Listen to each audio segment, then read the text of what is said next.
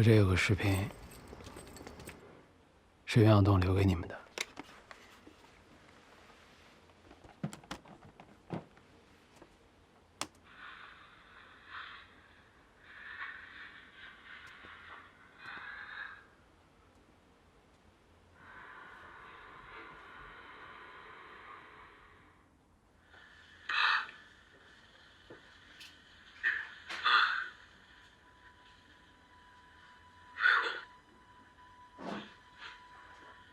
有吗？不要再来找我了。我知道你们会怎么想，但是我没有绑走洋洋，我怎么可能伤害他呢？魏公，我知道我以前做了很多错事，但是我怎么可能绑架洋洋呢？我就算死了也不会这么做。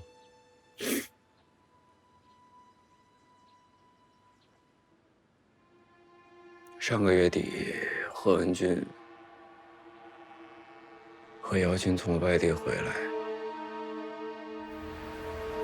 他们俩来找我。你这个地方也太破了。听这些啊？哎呦，我真不知道该怎么办，我也不知道该不该赶他们走。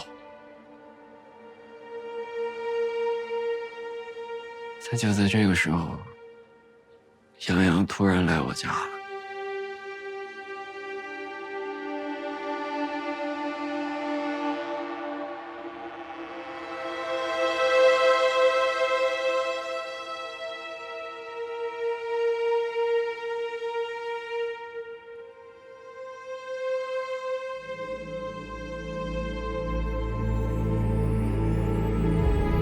起初我还没当回事儿，直到洋洋走。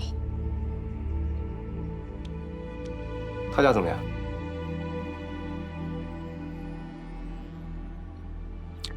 我问你，他家有钱吗？他家哪来什么钱呀？他爸进监狱了，然后他妈在外地打工。我以为他会就这么算了，一直到1号那天，外公打电话跟我说，洋洋从我那儿离开后就一直没回去。我当时还没在意，我还以为他到附近去玩了。但是午休过后，我才反应过来，事情不对。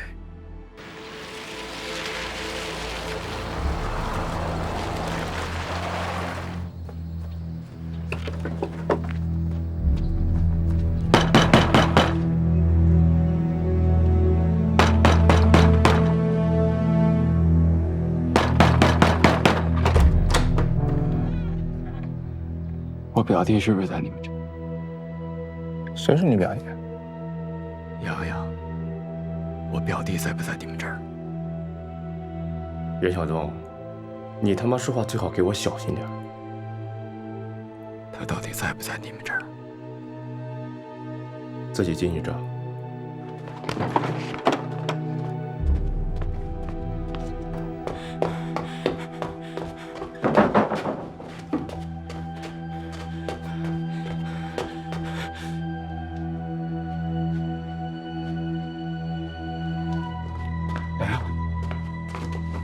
洋洋，洋洋，洋洋，洋洋，洋洋，你们对他怎么了？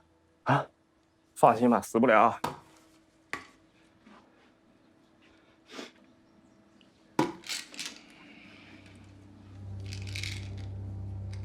没错，安眠药。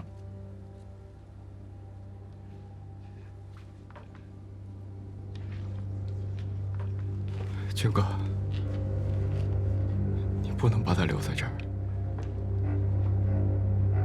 我不管你们想干什么，他是我表弟，他不行，你知道吗？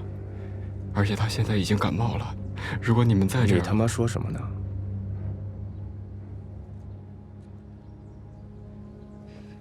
军哥，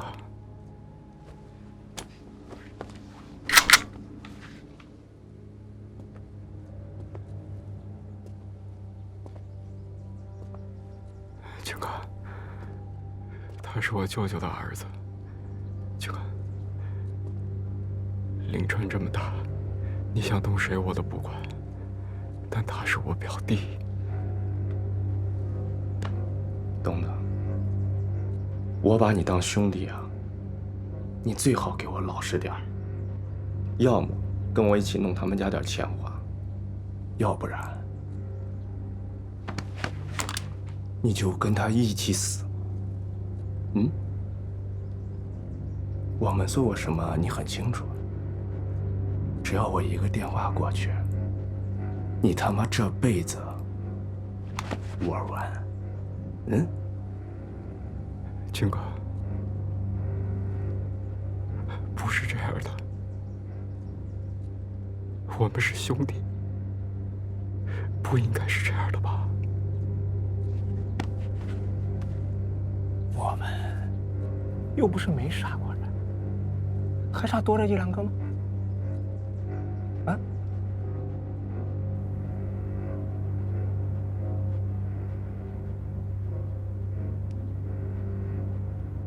我太了解何文军了，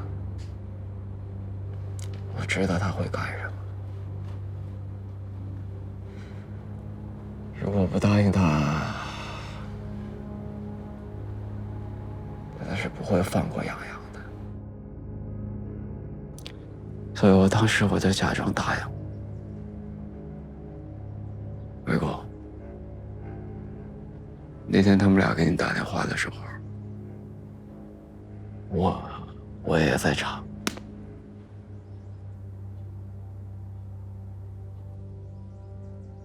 杨洋的情况一直不好，他一直冒冷汗，嘴唇都白了。哦，没事啊，杨洋。不行，他现在必须得去医院。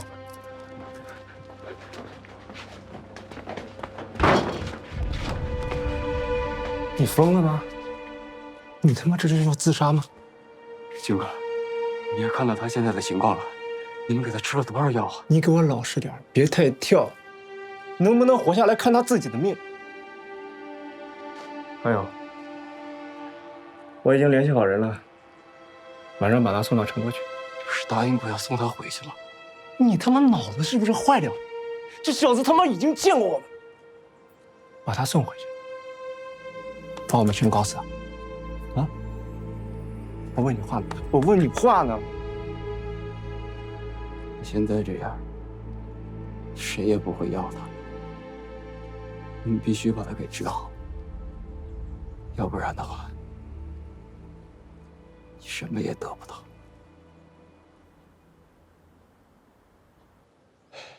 我看着杨洋一步一步恶化下去，我们没办法，才找到静秋来帮忙。我们只借了一个人贩子，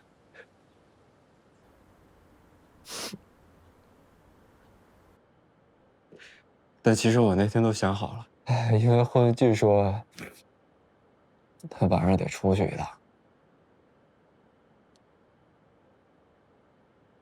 所以这就是我带走杨洋的最好时机。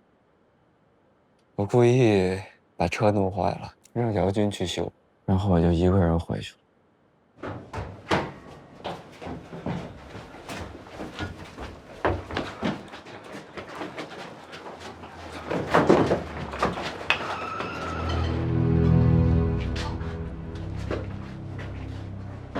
但我没想到贺文俊他突然就回来了。你他妈在干什么？放下！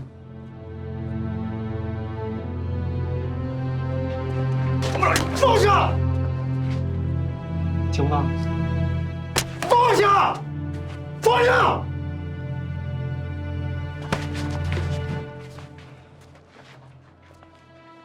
快！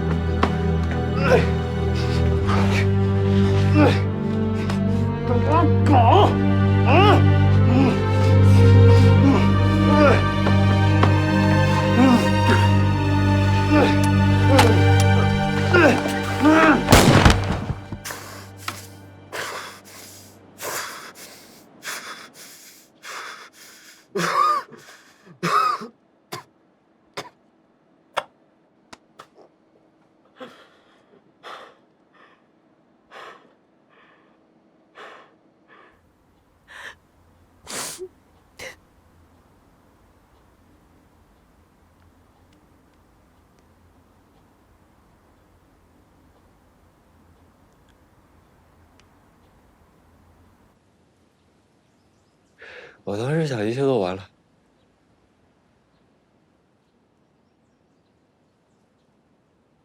我真不知道该怎么办。当时杨洋已经快不行了，所以我让静秋带他去医院。然后姚军回来，看到贺文俊死了，然后他也跑了。我也想了很久。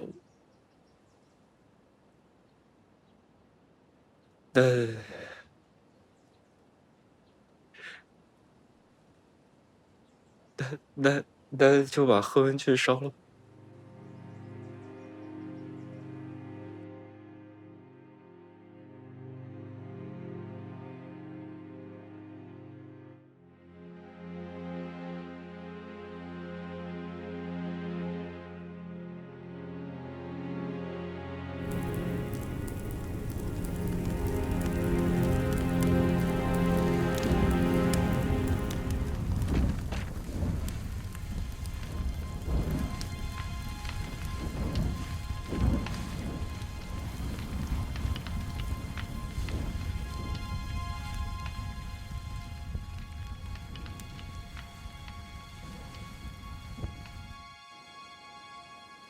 当我再回来，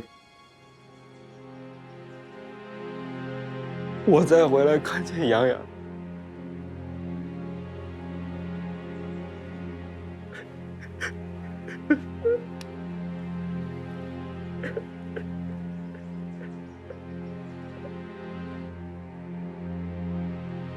我看见杨洋，他已经病透了。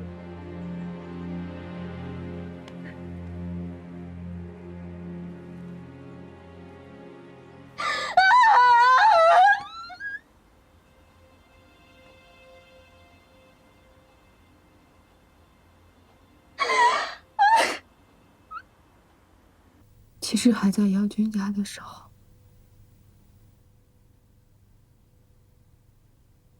我就感觉杨洋快不行，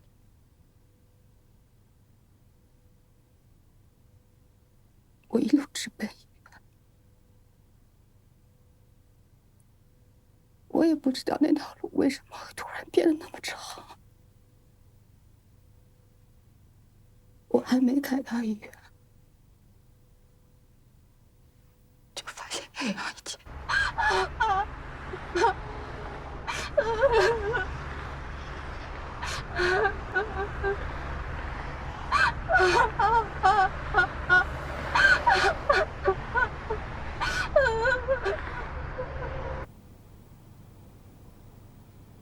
后来呢？你们把孩子弄去了哪儿？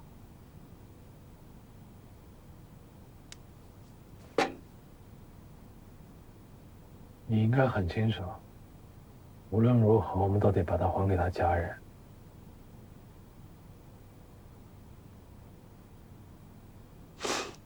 小东他不是坏人，他做的这一切，他都是被逼的。到了那一步，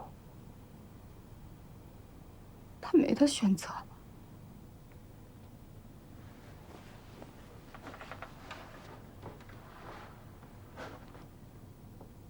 5年前，袁晓东、姚军、贺文俊一起去贵州偷车。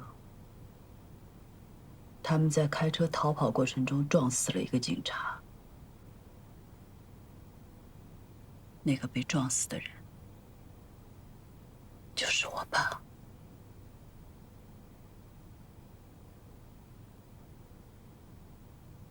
袁晓东在哪儿？处理伟阳的事情之后，他就走了。他也没跟我说具体要去哪儿。姚军呢？贺文军出事那天他就跑了，之后再也没见过他。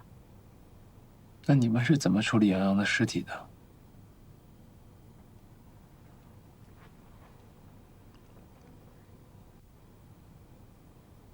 孩子的尸体到底在哪儿？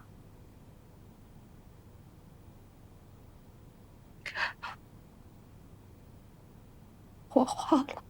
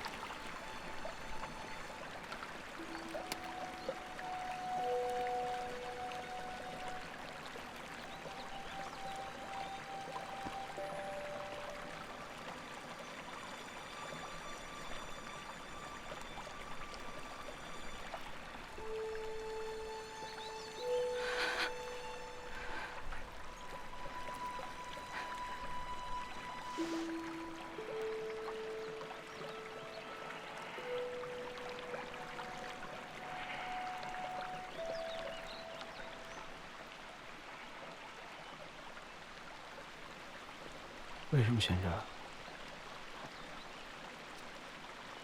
小东说，他以前经常带洋洋来这里钓鱼，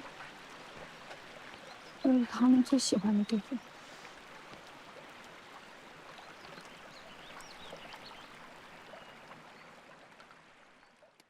根据梁静秋交代的线索，我们在梁家乡下小屋找到了袁晓东一部分的物品，也证实了那天我们去饭店抓袁晓东之后，他就逃到了梁家乡下的小屋。他在那儿待了1晚上，过程中让梁静秋给他取了2000块钱，之后就自己跑了。袁晓东，这个袁晓东从小到大就非常的聪明，从他策划陷害贺文俊一系列的行为，我们就可以看出来。而且他逃跑之后一直没有使用自己的手机、银行卡一系列我们可以追踪到的物品。这么看起来，他应该是有所防范。而姚军，我们调查了他之前所有的资料，发现他的朋友很少，圈子也很少。不过，我们在他 QQ 空间里找到了一张比较特殊的照片。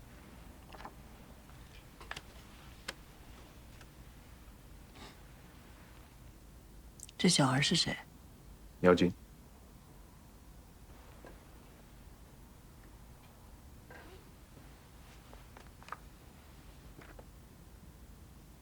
这女的呢？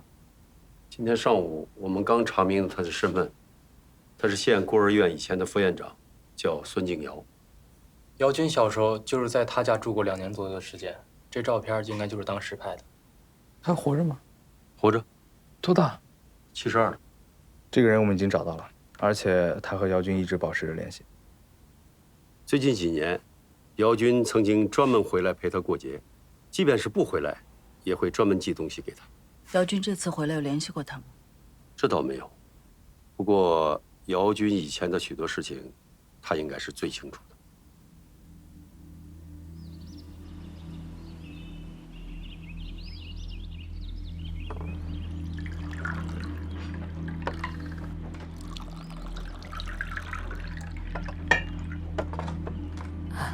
请喝水，请喝水。孙老师，不用麻烦。没关系，很简单。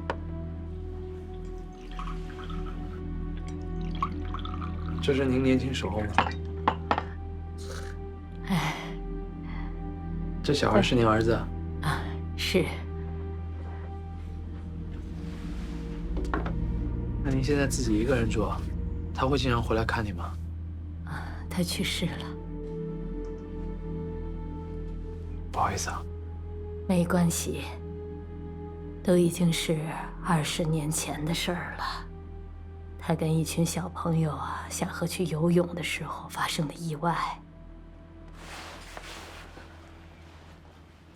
你们来找我，是想知道姚军的事儿吧？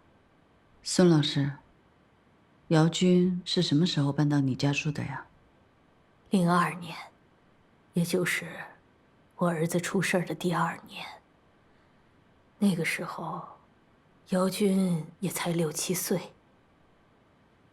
那孩子从小的时候，他父母就离开了他，就剩他一个人，也挺可怜的。孤儿院的那群调皮的小孩子，就经常的欺负他。有一次，还差点把他的耳朵给弄出问题来。没有办法，我就只好把他安排到我家里来住了。你把他当成自己孩子照顾了？没有没有，我心里清楚得很，他不是我儿子。那他为什么在你这儿住了2年就走了呢？可能是他进入叛逆期了吧。他有很多事儿也不愿意跟我说了。再后来，干脆就说他要住校。慢慢的，他也就不回来了。你们是不是期间有几年一直没联系？是，大概是5年前，他又突然回来找我。具体什么时间？具体应该是10月份。对，是10月份。那一次他突然来到我家的时候，整个人精神特别的恍惚，还染上了毒瘾。我当时也不清楚他到底发生了什么事儿。他一进门就给我跪下了，让我一定要救他。他说他不想坐牢。你就没有问过他，他到底发生了什么？我把他反锁在屋里，帮他戒掉了毒瘾。哎呦，那一次差点要了他半条命。我就一直等着他亲口跟我说。姚军拐卖儿童的事，你知道吧？前一段时间我听新闻的时候，我才知道的。您知道怎么样才能找到他吗？前2天我给他打电话，没有联系上他。孙老师我们知道姚军在外面犯了很多事，但是我们判断他对你还有一定的感恩之情，所以我们希望你能配合我们警方把他找出来。我老了，还有一身的病。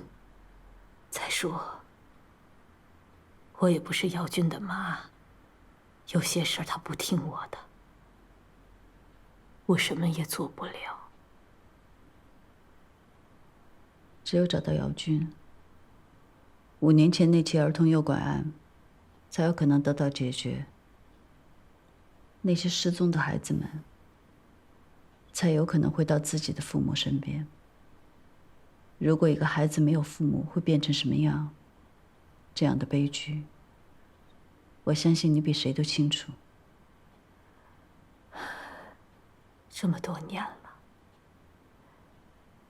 其实我心里我知道你们之间的感情很重，但无论如何，姚军犯了错，他终究要出来面对的。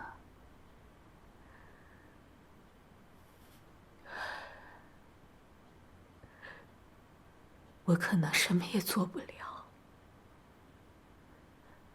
我怕耽误你们的事儿。再说了，耀军他那么聪明，无论我现在做什么，他肯定知道和你们都有关系。他怎么会出来让你们抓他呢？孙老师，你知道他们最近绑那个小孩洋洋的事吗？他们给他喂了很多安眠药，绑去的第1天就死了。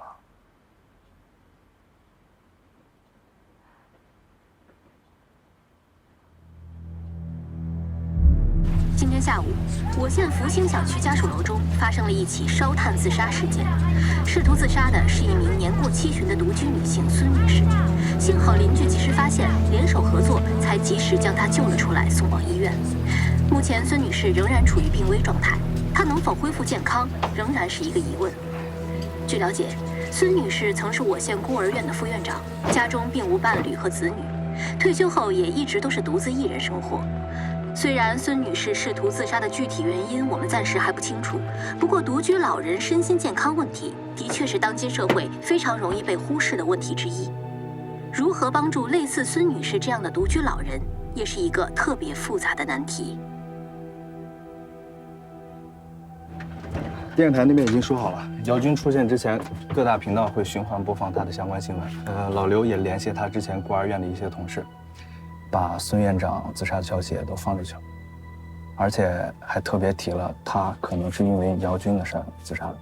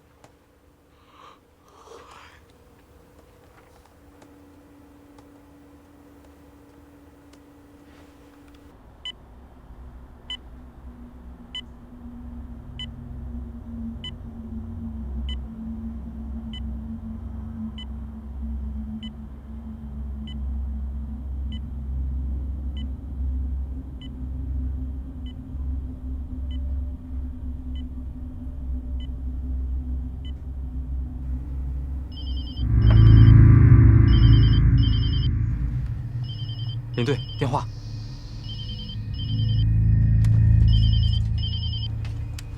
赵伟，我现在正在过去。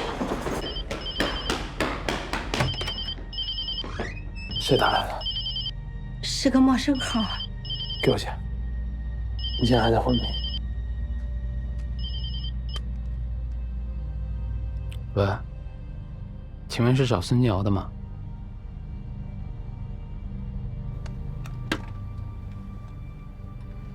喂，说话。他现在还在昏迷，我是他医生，我姓赵。请问你是他家人吗？对方电话加密了。喂，你不说话我挂了。你是孙女士家人吗？是。你赶紧来县医院一趟吧，她在409室，我们一直找她家人，以为她没有家人呢。喂。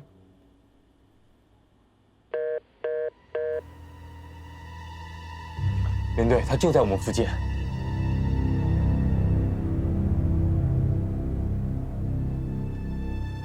这儿，是他吗？老周出现了，在医院大门口。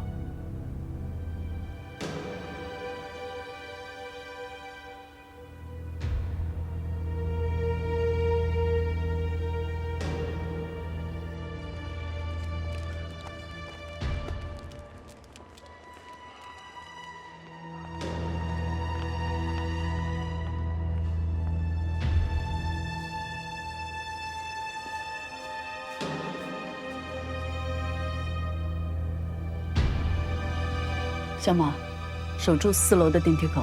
大厅情况复杂，等到4楼再动手。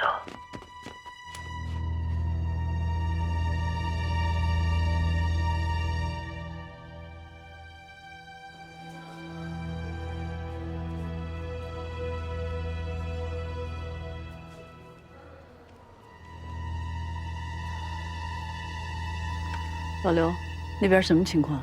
我们现在就过去。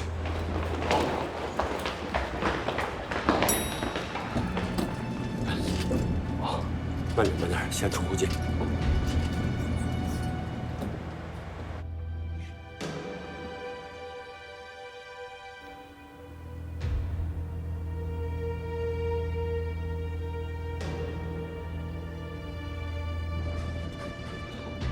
好了。老刘，你先别走，守住2楼。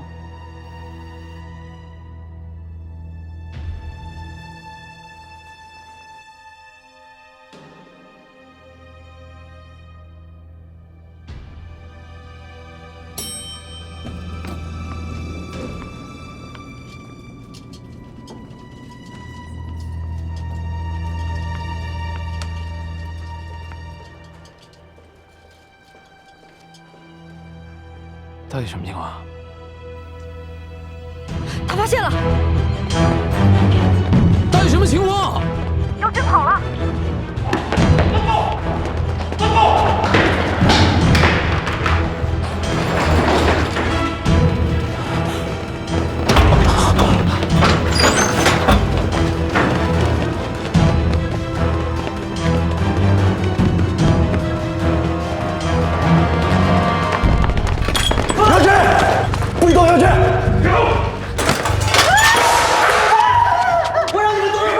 友军，冷静点，友军。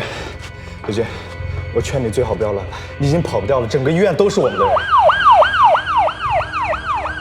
把下面车开走，让他们走，让他们走，不是鬼，不是鬼！你们过来，我就杀了他！友军，友军，我说的阻挡你们退啊！友军，你知道我们不会这么做的。把汽车开走，把车开走！好，所有人把车开走，把车开走，来，把枪放下，放下。眼睛一点，你先把钳头放下。放下！你不想见孙静阳了吗？想吗？他把你当亲生儿子看，你却做那么多违法的事，你对得起他吗？我没有，你没有吗？我没有做。之前卖小孩，后来绑架洋洋，在贵州撞车的事，你没有吗？不是我没有杀人，我没有。那你现在做什么？是被你们逼的，我是被他们逼的，我没有。把钳头放下来！我不放！放下来！我不放下来！我不放！小军，小军，小军啊！你干什么，小军？把刀放下！你把刀放下！放下孩子，小军，啊，放下！林队。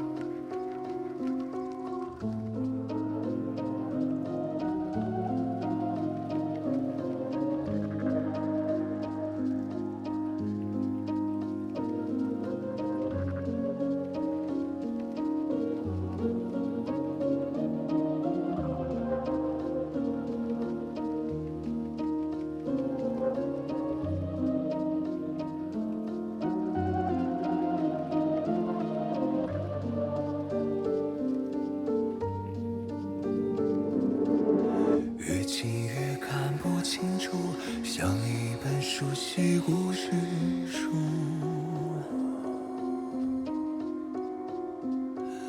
真相在渐渐模糊，像冬天轻片起了雾，想挣脱束缚，又陷入逃不开的桎梏。世人不是都渴望宽恕。每个人寻觅的幸福，藏匿在灯火阑珊处，挥霍掉经年累月的赌注，体会捶胸顿足的领悟。等到惩罚被解除，才知生命本痛苦。这城市喧哗的末路，只残留安静的孤独。谁知道这场薄命的演出，只是身不由己的旅途，用尽全身解数，始终走不出迷雾。